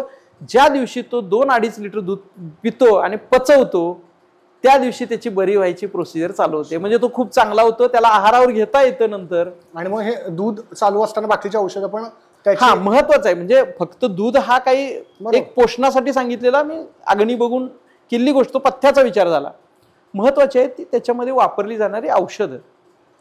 तर त्या औषधांच्या मध्ये सगळ्यात महत्वाचा असतो तो पित्ताचा विचार असतो, बरोबर. कारण मगाशी मी जे सांगितलं की अशा प्रकारचा आहार करून काय वाढणार आहे? पित्तच वाढणार आहे, बरोबर, शरीरात. त्यामुळे पित्तग्न औषधं आणि त्या त्या कंडिशन मध्ये उपयोगी पडणारी वापरली जातात. आणि त्यात आणखी काही प्रकार आहेत. जसं आयुर्वेदानं सांगताना कामलेचे 2 प्रकार सांगितले, की वृद्धपत्त कामला आणि शाखाश्रित कामला असतं, बरोबर. तर शाखाश्रित कामलामध्ये सगळीकडे ते पसरून झालेलं असतं, म्हणजे बहुपित्त कामला असते, सगळीकडेच ते पित्त असतं. आणि स्त्रोतरोधजन्य म्हणजे पित्ताला पुढे जायला मार्ग नाही आणि ते मागं गेले आणि म्हणून लिव्हर मधनं ते बाहेर पडले, तर ते वृद्धपत्त कामला आहे. त्याच्यात काही संडासला पांढरं होतं, खडी होते संडासला, व्हाईट कलर काहीतरी, आणि व्हाईट होते, म्हणजे त्याच्यामध्ये तुम्हाला बिलरुबिन दिसणार नाही, असं प्रकारचं होत असते. तर अशा प्रकारच्या काविळीमध्ये मग वेगळ्या प्रकारची चिकित्सा द्यायला लागते. मग तिथं स्त्रोतरोधजन्य आली. मग तिथं जर एखादी सिस्टीम कुठं तर ब्लॉक झालेली आहे तर ती ब्लॉक फोडण्यासाठी काही उष्ण औषधं सुद्धा वापरायला लागतात. म्हणजे माझ्या काही रुग्णांच्या मध्ये आता ह्याचा फायदा कुठं होतो सांगतो, की जे वनस्पती दर्शनचा मगाशी विषय झाला तर त्याचा फायदा इथं होतो. बरोबर. की स्प्लिनोमॅगॅली विथ हेपॅटोमॅगॅली, म्हणजे लिव्हर पण वाढलंय आणि त्या लिव्हरचा परिणाम होऊन स्प्लिन पण मोठी झालेली आहे. तर ह्या कंडिशनमध्ये रोहितक म्हणजे रोहिडा नावाची जी वनस्पती आहे तर ती खूप उत्तम काम करते. आता कुठल्या तर मेडिकलमध्ये जाऊन रोहिड्याचं चूर्ण आणणं शक्य असतं, पण ती किती ऑथेंटिक आहे आपल्याला माहित नाही. समजा तर आपल्याला रोहितक नाहीच असेल, ऑथेंटिकेशनचा हल्ली प्रॉब्लेम झाला, तो तर औषधांच्या बाबतीत मोठा विषय आहे. तर झाडांची साल काढून प्रत्यक्ष त्या रुग्णाला आणायला लावली आणि मग त्या झाडाच्या सालीचा तो काढा दिला तर त्याची स्प्लिनोमॅगॅली पण कमी यायला लागली, तिची लक्षणं पण कमी आली आणि लिव्हरचं फंक्शन पण वाढलं. तर हे प्रत्यक्ष काम करणारी काही औषध आहेत की लिव्हरमध्ये जे काम करणारी औषध आहेत ती पित्तावर काम करणारी औषध आहेत. पण स्त्रोतरोध असेल तर थोडी उष्ण औषध असतील की जे तुम्हाला पाचक स्त्राव चांगले बाहेर काढतील, जे थांबलेले आहेत कुठं तर अडकलेले आहेत तर त्यांना सुद्धा बाहेर काढणं कधी कधी गरजेचं असतं. आता याच्यामध्ये म्हणजे हेपॅटायटिस आणि लिव्हर सिरोसिसमध्ये मग पंचकर्म वगैरे कोणत्या प्रकारच्या आयुर्वेदानुसार होऊ शकतात किंवा केली जातात? हा, पंचकर्म सुद्धा केली जातात. आता कसं असतं लिव्हर सिरोसिसमध्ये आपण सगळ्यात मोठं पाहिलं की पोटामध्ये पाणी झालेलं आहे अशा अवस्थेमध्ये रुग्ण आलेला आहे तर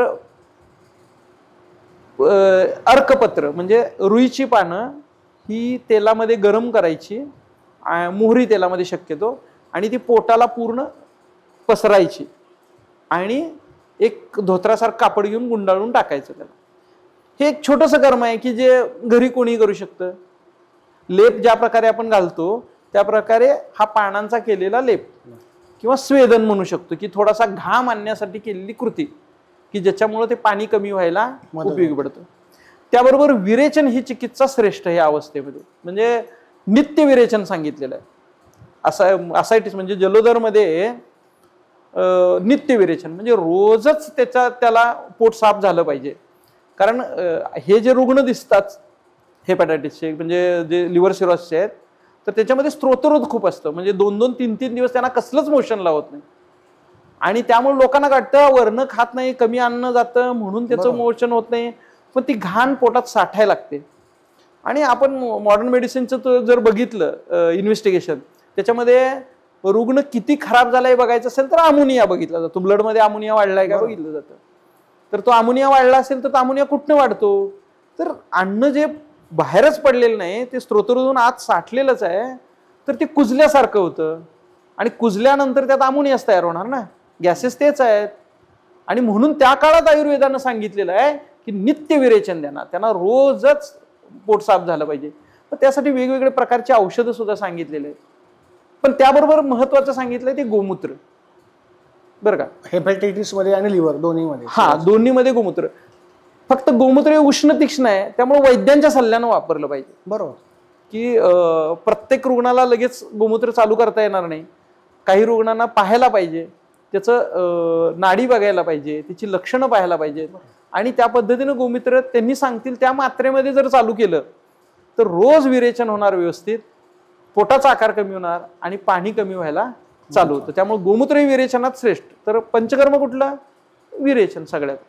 आम्ही इथं चॅनलच्या माध्यमातून एक गोष्ट सांगू इच्छितो की या पॉडकास्टमध्ये आपण वेगवेगळ्या विषयांवर, आजारांवर तज्ज्ञ डॉक्टरांना आणून त्यांच्याबरोबर चर्चा करत असतो. तर ही त्यांचे अनुभव ते आपल्यासोबत शेअर करत असतात. त्यामुळं त्यांनी अनुभव शेअर केल्यानंतर लगेच आता मी त्या औषध आणतो आणि करतो असं करायचं नाहीये.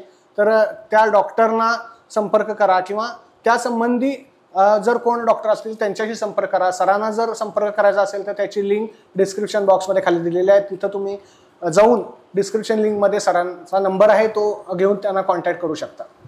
सर, पंचकर्मामध्ये आता काही पंचकर्म वयानुसार निषिद्ध असतील समजा, तर असं कधी झालंय का की लिव्हर सिरोसिसचा पेशंट आहे, थोडा सिरियस आहे पण पंचकर्मच करता येत नाही, असं कधी होऊ शकतं का? हा प्रश्न खूप चांगला आहे. कारण मला असं वाटतंय की आयुर्वेदाच्या ग्रंथामध्ये वर्णन करतानाच असं सांगितलंय की आम्ही ही औषधं सांगितलेली आहेत, आम्ही ही चिकित्सा सांगितलेली आहे, हे पंचकर्म सांगून झालेलं आहे. बरोबर. आता दशविध परीक्षा वैद्यानं करावी की ज्याच्यामध्ये प्रश्न विचारणं असेल, नाद ऐकणं असेल शरीराचा, त्याची प्रकृतीचं परीक्षण करणं असेल, अशा 10 गोष्टी पहा एकदा.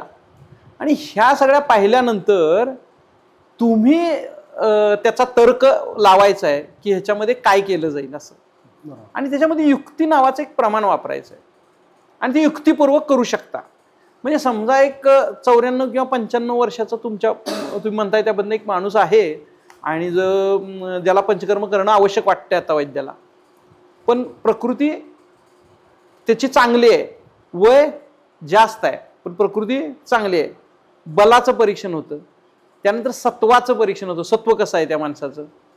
आता हे झाल्यानंतर जर आपल्याला समजलं की ही अवस्था आहे ती पंचकर्माचीच आहे, तर त्याच्यामध्ये ते अल्प प्रमाणात करता येतं असं आहे.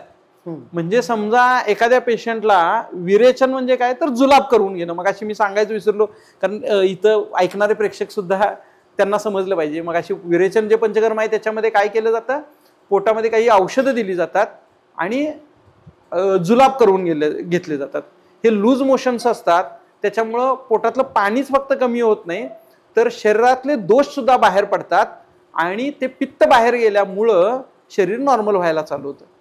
तर हे जे विरेचन पंचकर्म आहे त्याचा डोस प्रत्येकात वेगळा बदलणार नाही का. बरोबर. म्हणजे मला अपेक्षा आहे की एक 30-40 वर्षाचा आता रुग्ण आहे माझ्यासमोर, तर मी त्याला कदाचित 20 वेग सुद्धा करायला देईल की दिवसभरात त्याला 20 वेळा लूज मोशन होईल अशा प्रकारचा डोस ठरवेल.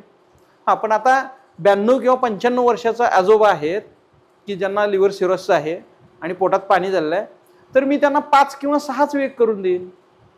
म्हणजे पंचकर्म करायचं, पण ते कोणत्या प्रमाणात करायचं याचा निर्णय वैद्यानं आपल्या बुद्धीनं घेतला पाहिजे. बरोबर. तर पंचकर्म कुठल्याही वयात करता येतं. आता हा लिव्हरचा विषय सोडून आणखी सांगतो की मी अशी एक आजी ट्रीट केलेली आहे की जिला अजिबात मोशनला कसल्याही प्रकारे होत नव्हतं. म्हणजे अक्षरशः गुदमार्गातून खडे बाजूला काढावे लागायचे तिथल्या एका डॉक्टरना. आणि ज्यावेळेला मला बोलवलं त्यावेळेला त्या आज्या बेडवर एकदम पडून होत्या आणि पोटात चमचावर सुद्धा पोटात काही घेत नव्हत्या, कारण ते जर स्त्रोतरोधच इतका होता तर भूक कशी लागणार. बरोबर. आणि खूप शेवटची अवस्था असं वाटत होतं सगळ्यांना. पण ज्यावेळेला मी तिथं गेलो आणि त्या आजींना पाहिलं त्यावेळेला मला कळालं की हे फक्त स्त्रोतरोध आहे, हा जर नष्ट केला तर ह्या आजी यातनं लवकर बाहेर पडू शकतील. मग त्या 94व्या वर्षी त्यांना मी बस्ती चालू केली. घरी जाऊन पंचकर्म थेरपिस्ट तिला बस्ती देत होते. ही प्रोसेस पहिले 5 दिवस वेगळ्या प्रकारच्या बस्ती होत्या की ज्या फक्त मळाला स्निग्धत्व देणाऱ्या, आणि त्यानंतर यापन बस्ती दुधातला वापरला होता 14 दिवस. तर त्यानंतर त्या आजी 100पर्यंत व्यवस्थित जगल्या आणि त्यांच्या मुलाला गुरुकुलकर्णींना अवॉर्ड मिळालं की सगळ्यात वृद्ध आईला सगळ्यात वृद्ध मुलगा सांभाळताना. म्हणजे ती मोठी गोष्ट आहे की तुम्ही असं अडून बसता कामा नाही की वय पाहून आपण पंचकर्माला थांबायचं आहे का. किंवा मी असं पण केलेलं आहे की 6-7 महिन्याचं बाळ आहे, त्याला लूज मोशनच लागलं आहे. बघा, पंचकर्म म्हणजे लोकांचा गैरसमज खूप आहेत की पंचकर्म म्हणजे बस्ती देणार म्हणजे लूज मोशन होण्यासाठी बस्ती देतात, तर तसं नसतं. ते दोष घालवण्यासाठी असतं. तर लूज मोशन 30 ते 40 वेळा झालेल्या लहान बाळाला 6-7 महिन्याच्या मी परत बस्तीच दिला आणि ते लूज मोशन थांबवलं. तर हा पिच्छा बस्ती म्हणून जो आयुर्वेदात वर्णन केलेला आहे अतिसारामधला, तर तो त्या काळात वापरता येतो. मग काय हे तर्क तर्क महत्वाचा आहे. म्हणजे ह्याच्यातलं लॉजिक जे आहे आयुर्वेदातलं, म्हणजे ग्रंथांनी सांगितलं हे आहे, हे होईल, पण ते म्हणतात तसं त्यासाठी जर अभ्यास करून प्रत्येकाची नाडी आणि हे सगळं बघून कोणाला काय सात्म्य होईल आणि त्याच्या बलानुसार ते वापरता आलं पाहिजे. करेक्ट. मग आता हे लिव्हर सिरोसिस आणि हेपॅटायटिस हे जे टाईप आहेत किंवा ग्रेड आहेत, तर बरं होण्याचा साधारण कालावधी किती असतो. किंवा आता लिव्हर ट्रान्सप्लांट हे अलीकडे असं झालंय की जरा काय झालं किंवा लिव्हरचा आजार गंभीर झाला का लगेच लिव्हर ट्रान्सप्लांट करण्याचा सल्ला दिला जातो. तर असं होऊ शकतं का की लिव्हर ट्रान्सप्लांट करावं लागलं नाही, तो रुग्ण परत आला आणि त्याचं लिव्हरचं जे फंक्शन आहे, कार्य जे आहे, हे परत पूर्ववत व्हायला लागलं, तर असं साधारण कालावधी किती आणि असं रिव्हर्स होऊ शकतंय का. हो, रिव्हर्स होतं नक्की. खूप पेशंट झालेले आहेत आपल्याकडं. आत्ताच आपल्याकडं सांगलीतनं 2 आजी येतात, जवळजवळ त्यांचं वय 72 आहे. असायटिस होता, जागचा हलता येत नव्हतं, त्यातल्या एक आजी तर 2 वेळा हेपॅटिक कोमात जाऊन आल्या होत्या, म्हणजे पूर्णपणे कोमात होत्या त्या, आणि त्यातनं त्यांना बाहेर काढलेलं होतं त्यावेळेला त्यांनी, आणि मग माझ्याकडे आल्या होत्या. तर अशा परिस्थितीमध्ये गाईच्या दुधावर ह्या दोघी जणी 6 महिने पूर्णपणे राहिल्या. मी त्यांचं कौतुक करतो बरं का, म्हणजे ह्यात मी काय केलं असं मला वाटत नाही. मी फक्त सल्ला दिला ना त्यांना की हे गाईच्या दुधावर राहावं लागतं, मगच औषधाचा गुण येतो. जसं शास्त्रामध्ये उत्तम वैद्याचे गुण तसे उत्तम रुग्णाचे पण गुण आहेत. हो. आणि ते जर पाळले नाही, म्हणजे हे वाईस वर्ष आहे, फक्त डॉक्टर म्हणून किंवा चांगली औषध आहेत पण रुग्णच ऐकत नाहीये, तर ते आपल्याला जे फळ पाहिजे ते मिळणार नाहीये. हो, म्हणून तर आयुर्वेदानं रुग्णाची गुणवर्णन करताना भीषक वश्या असं म्हणलेलं आहे. बरोबर. भीषक वश्य म्हणजे काय, तर वैद्याचा ऐकणारा पाहिजे ना तो रुग्ण, की मी जे सांगितलंय की हे एवढा वेळ बाबा करावं लागतं, त्या दोघींनी पण ऐकलं. आता दोघी पण आहार घेतात, नॉर्मल आपल्यासारखा आहार घेतात, दोघींनाही कसलाही त्रास नाही. एकीचं तर लिव्हर थोडं श्रंक झालं होतं ह्याच्यामुळं, सिरोसिसमुळं. त्याचा आत्ताचा रिपोर्ट परवाचा चाललाय की ते नॉर्मल आलेलं आहे म्हणून. तर हे होऊ शकतं, करण्यासाठी फक्त लोकांनी तयार असायला पाहिजे. आपल्याला हे साध्य होणं सहज शक्य आहे. ह्याच्यावर एक किस्सा फक्त सांगतो की एक पेशंट होते वमनासाठी, तर वमन पहाटे करायचंय सगळं सांगितलेलं होतं, आणि त्या पेशंटनं सांगितलेलं की वमनाचा काढा घेतल्यानंतर वमन होऊन जाईल. तर त्यांनी सकाळी सकाळी आधी काय केलं, सवयीप्रमाणे चहा घेतला. ते म्हणाले नाही मला चहा लागतो, म्हणजे असं जर झालं तर ते काय साध्यच होणार नाही. Correct correct correct. आता ह्याच्यामधली कॉम्प्लिकेशन्स काय काय आहेत, किंवा जसं मी म्हटलं की लिव्हर सिरोसिस आता आपला जो विषय आहे गंभीर, आणि हेपॅटायटिस, तर बाकीच्या कुठल्या अवयवांना ह्याच्यामुळे इजा होती का, किंवा दुसऱ्या कुठल्या अवयवावर ताण आलाय, म्हणजे हे बरं करायला गेलो आणि नवीन काहीतरी झालं, असं काय होऊ शकतं किंवा होतं? नाही, होऊ शकतं. म्हणजे जर रुग्णानं जर हे पथ्य पाळलं नाही किंवा आयुर्वेदिक औषधांचा वापर केला नाही, तर आपण हॉस्पिटलमध्ये नेहमी पाहतोच आहे की लिव्हर सिरोसिस झालेले पेशंट असतात ते मल्टिपल ऑर्गन फेल्युअरकडेच जातात. बरोबर. म्हणजे पहिली गोष्ट म्हणजे असायटिस होतो, हायपोप्रोटीनिमिया म्हणजे प्रोटीन्स कमी झाल्यामुळे पायांना सूज यायला लागते, पेशंटला धाप लागायला लागते. बऱ्याच पेशंटमध्ये किडनी फेल्युअर चालू होतं, कारण रिनल फेल्युअर चालू होतं. जे पाणी साठलेलं आहे त्याचंच एवढं प्रेशर असतं की ज्याच्यामुळं रिनल फेल्युअर परत बसायला चालू होतं. कर्निक्टरस डेव्हलप होतं, म्हणजे ज्याचं ब्रेनमध्ये सुद्धा बिलिरुबिन वाढून जाऊ शकतं की ज्याच्यामुळं पेशंट कोमात जातो, हेपॅटिक कोमामध्ये, आणि असे रुग्ण शक्यतो दगावतात. आता हे सगळं जर टाळायचं असेल तर आयुर्वेदिक औषधं आणि त्याच्याबरोबर ही दुधावर राहणं हे एकमेव पर्याय आहेत. ह्यात असे पण अनुभव आले आहेत. मी असं म्हणत नाही की मी सगळेच्या सगळे रुग्ण बरे करू शकतो, मी काय ब्रह्मदेव नाहीये. बरोबर. बहुसंख्य बरे होतात जर ते ऐकत असतील तर. कारण काही वाईट अनुभव पण मला आले की ज्याच्यामध्ये फेल्युअर आलं, पण ते कशामुळे आलं, तर काही रुग्णांनी, आणि शक्यतो अल्कोहोलिक मधल्या पेशंटचे आणि मेल पेशंटचे मला हे अनुभव आले की जे दुधावर फार काळ नाही राहू शकत. म्हणजे नॉन अल्कोहोलिकच्या स्त्रिया जेवढ्या दुधावर सांगितलं की राहू शकल्या तेवढ्या पुरुष नाही राहू शकत. मला का माहित नाही, पण त्यांना पहिले 7 दिवस खूप चांगला गुण येतो, भूक लागायला लागते, आणि मग त्यांची चिडचिड चालू होते. आणि ती चिडचिडीमुळे काय होतं की घरात एखादा पदार्थाचा वास जरी आला तरी त्यांना खाण्याची इच्छा व्हायला लागते, आणि मग अशा परिस्थितीमध्ये ते अन्न मागतातच, नाही मला भाकरी पाहिजे, थोडं तरी खायला पाहिजे, हे तर पाहिजे, ते पाहिजे. आणि मग असे रुग्ण आहेत ते ह्याच्यामध्ये लँड होतात की परत ते असायटिस व्हायला चालू होतं त्यांना. म्हणजे मला असं वाटतं, आपण म्हणतो ना नॉर्मली की 10वी-12वीला जर मुलगा असेल तर अख्खं घर 10वी-12वीला असतं. तसं एखादा रुग्ण लिव्हरचा किंवा हेपॅटायटिसचा की एवढी कठोर तपश्चर्या आहे, 6 महिने किंवा 3 महिने दुधावर ठेवायचंय, तर घरातल्यांचा सुद्धा त्याला सपोर्ट असणं आणि त्या दृष्टीने घरातल्यांनी पण पावलं टाकणं गरजेचं आहे. यस, हे मात्र खरोखर गरजेचं आहे. कारण त्याचे जी काय मानसिकता आहे किंवा तो करायला तयार आहे, पण घरात आता तुम्ही जसं म्हणाला की वास आला काहीतरी, म्हणजे उद्या तो दुधावर राहतोय आणि तुम्ही चटपटीत काहीतरी करताय आणि त्याच्यासमोर खाताय, तर मग त्याचं मोरल कमी होणार. बरोबर आहे. आता मला सांगा, मग हे होऊ नये म्हणून, म्हणजे आता लिव्हरचे त्रास वाढतायत किंवा हे होऊ नये म्हणून आहार विहार किंवा आपण हे टाळण्यासाठी काय करू शकतो बेसिकली, म्हणजे आपल्याला हे व्हायलाच नाही पाहिजे शेवटी. जशी कारणं आहेत, म्हणजे हेतू परिमार्जन, म्हणजे ज्या कारणात उत्पन्न आहे, उष्ण तीक्ष्ण पदार्थ खाणं, जसं मी म्हणलं की बाहेरचे पदार्थ जे आहेत ते सतत खाणं टाळलं पाहिजे, की ज्याच्यामध्ये मसाले खूप आहेत, किंवा दहीच गरम केलं जात आहे जसं मगाशी मी म्हणालो, किंवा विरुद्ध अन्न असतं, म्हणजे एकाच वेळा दूध पण घेतलं जातं आहारामध्ये आणि त्याच वेळा अत्यंत मीठ असलेले असे काही पदार्थ पोटामध्ये जातात ज्याच्यामुळे दूध आत जाऊन नासणार किंवा फाटणार. तर आणि उशिरा जेवण सगळ्यात महत्वाचा मुद्दा आत्ताच्या काळातला आहे तो, खूप उशिरा जेवण. रात्रीचं जेवण हे 7, 7:30 फार तर 8 अगदी, पण रात्री 9, 10, 11, 12ला आत्ताच्या काळातली मुलं जेवत आहेत, तर हे अत्यंत वाईट आहे. तर ते बंद झालं तर लोक सुखी होतील असं वाटतं. म्हणजे नॉन अल्कोहोलिक सोडून बाकीचं जे हे कुठंतरी लाईफस्टाईलशी संबंधित आहे. हेच त्याला कारणीभूत आहे. त्यामुळे या पद्धतीने आणि मनाचं मगाशी मी जे सांगितलं या निमित्तानं तुमचं एक वाक्य आठवते की कुठलाही आजार आभाळातनं पडलेला नाही. बरोबर, खरंय. आपण काही गोष्टी चुकीच्या करतो आणि त्या सातत्यानं करतो, प्रोलॉंग. मग आपल्याला हो, तसं मी नेहमीच लोकांना सांगत असतो की मी एवढं सगळं सांगतोय पथ्य पाळायला, एवढं करायला, तर याचा अर्थ असा घेऊ नका की मग कधीच भजी खायची नाही का आयुष्यात वगैरे. असं काही नाही आहे. तुम्ही मस्तपैकी एक पावसाळी दिवस आहे, थोडा पाऊस पडायला लागलाय आणि तुम्ही एका भज्याच्या गाड्याजवळ जायलाय, वास आला तुम्हाला, खा ना एखादी प्लेट. असं काय लगेच तडफडून माणूस मरणार आहे का? पण पथ्याचा अर्थ एवढाच की आयुर्वेदाचा असा श्लोकच आहे की तुम्ही राहिलं कसं पाहिजे, वागलं कसं पाहिजे ह्याच्याविषयी सुद्धा मार्गदर्शन खूप चांगलं आयुर्वेदात असतं बरं का. म्हणजे फक्त आजाराविषयीच नाही आहे. तर ते म्हणतात काय, नच इंद्रियांनी लोलूप येत, म्हणजे इंद्रियांना तुम्ही लोलूप पण करू नका. नच इंद्रियांनी पीडनानी, म्हणजे तुम्ही इंद्रियांना पीडन किंवा दमन सुद्धा करू नका. तुमच्या मनात एखादी इच्छा येते ना, तर त्यावेळेला ती क्वचित करा.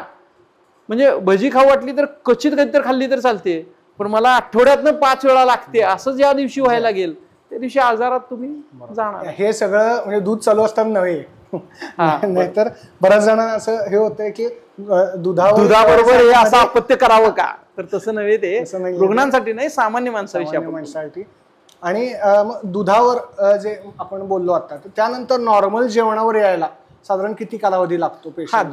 त्याची सुद्धा एक शास्त्र आहे. म्हणजे दुधावरनं रुग्णाला आपल्याला घ्यायचं आहे. मी म्हणलं तसं जर पेशंटला 2-2.5 लिटर दूध पचतंय, त्याचा आघडी वाढला याचा अर्थ, तर त्यावेळेला त्याला जर आपण 6 महिन्यानंतर जर त्याला आपण घेतोय खाण्यापिण्यावर, तर पहिल्यांदा त्याला काय करतो, तर साळीच्या लाह्या खायला देतो.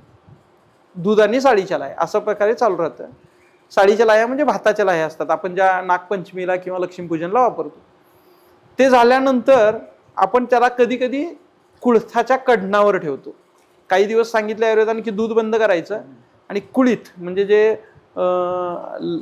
लाल हुलगा म्हणतो आपण ज्याला, छोटंसं तुरीसारखं धान्य की त्याचं पीठ करून त्याचं तुम्ही एखादं आंबील जशी बनवली जाते नाचणीची, त्या प्रकारे बनवून त्याचे कट जर दिले तर तुम्हाला बऱ्यापैकी रुग्णाचा अग्नी राखला जातो चांगला. आणि मग भाकरी आणि दुधावर यायचं. आणि एकदा लक्षात आलं की भाकरी दुधानं सुद्धा पेशंटला काही त्रास होत नाही, व्यवस्थित पचतं, गॅसेस होत नाहीत, पोट फुगत नाही, पोटात पाणी तयार होत नाही, की मग त्याला नॉर्मल आहारावर द्यायचं. मग आता हे सगळं करत असताना म्हणजे आपण मध्ये सोनोग्राफी किंवा असं करतो का? नाही, 6 महिन्यांनी वगैरे असं? नाही, सतत आपण इन्व्हेस्टिगेशन करत असतो. इन्व्हेस्टिगेशनला काही प्रॉब्लेम नाही की आपण ज्यावेळेला वाटतं सोनोग्राफी त्यावेळेला सोनोग्राफी. मी म्हटलं तसं अमोनिया कधी कधी करून घेतो, युरिन टेस्ट, ब्लड टेस्ट, एचजीओटी, येत असतील ना? हा, मग त्यातले चेंजेस दिसतात. तसे आता आपल्याकडे रिपोर्ट कितीतरी आहेत बरोबर की ज्याच्यामध्ये आपण ट्रीटमेंट पूर्वी आणि ट्रीटमेंट नंतर या गोष्टी केलेल्या आहेत. असे कित्येक रुग्ण आहेत. लिव्हर सिरोसिस आहे म्हणजे फॅटी लिव्हर असतंच असं काही नाही तुम्ही? असं काही नाही. मी सांगितलं तसं की काही फॅटी लिव्हर कन्वर्ट होतात, काही फॅटी लिव्हर होत नाही, डायरेक्टच लिव्हर सिरोसिस होतं. असं सुद्धा होऊ शकतं. सर, आज तुम्ही तुमचा बहुमूल्य वेळ काढून या पॉडकास्टसाठी आलात त्याबद्दल सर्वप्रथम आभार. आणि तुम्ही आमच्या प्रेक्षकांना खूप चांगलं मार्गदर्शन केलं. मला या माध्यमातून सांगायचं आहे की तुम्ही हा पॉडकास्ट बघितला असेल, सरांचे अनुभव यातले बघितले असतील, आयुर्वेदातले विचार ऐकले असतील, तर कशी काळजी घ्यावी, हे आजार होऊ नये म्हणून कशी काळजी घ्यावी, आणि ज्यांना हे आजार झालेत त्यांना पण सरांकडनं चांगलं मार्गदर्शन मिळालं असेल, तर हा व्हिडिओ जास्तीत जास्त लोकांपर्यंत शेअर करा. आणि भेटूया आपण पुढच्या पॉडकास्टला. धन्यवाद.